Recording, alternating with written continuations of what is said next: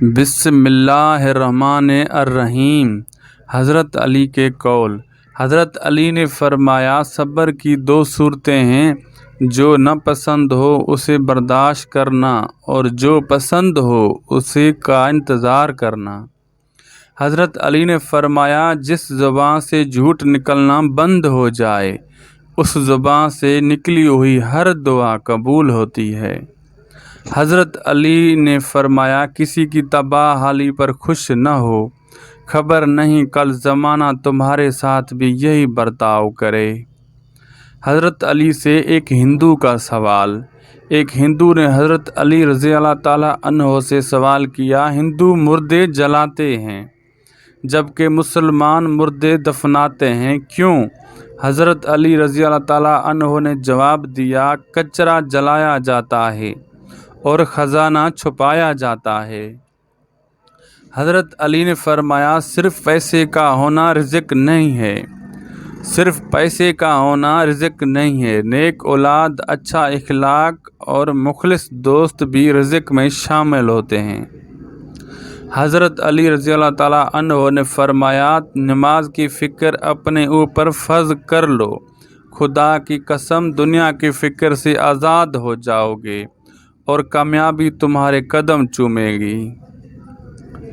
حضرت علی نے فرمایا، دو اعمال ایسے ہیں جن کا ثواب کبھی تولا نہیں جا سکتا، معاف کرنا اور انصاف کرنا۔ حضرت امام علی علیہ السلام نے فرمایا، غرور میں مبتلا ہونا بھی جہالت کے لیے کافی ہے۔ حضرت علی رضی اللہ تعالیٰ عنہ نے فرمایا، جو ذات رات کو درختوں پر بیٹھے پرندوں کو نیند میں گرنے نہیں دیتی، وہ ذات انسان کو کیسے بے یار و مددگار چھوڑ سکتی ہے؟ حضرت علی رضی اللہ تعالیٰ عنہ نے فرمایا، کوئی تم سے روٹھ جائے پھر وہی خود تم سے ملنے کو ترسے، اسے کبھی کھونا مت، کیونکہ وہ تم سے بہت زیادہ پیار کرتا ہے۔ حضرت علی رضی اللہ تعالیٰ عنہ نے فرمایا، دنیا میں بہترین انسان وہ ہے جس کے لیے کوئی روئے اور بدترین انسان وہ ہے جس کی وجہ سے کوئی روئے۔ حضرت علی نے فرمایا، خدا سے جب بھی دعا مانگو تو مقدر مانگو، عقل نہیں، کیونکہ میں نے بہت سے عقل والوں کو مقدر والوں کے در پر دیکھا ہے۔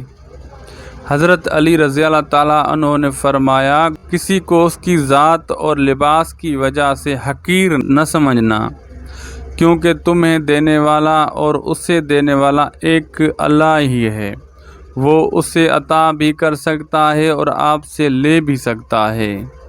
حضرت علی نے فرمایا، خاموشی ایک عظیم نعمت ہے، خاص طور پر اس وقت جب اختلافات زیادہ ہوں، آوازیں بلند ہوں، علم کی کمی ہو اور دلیل کی کوئی اوقات نہ ہو۔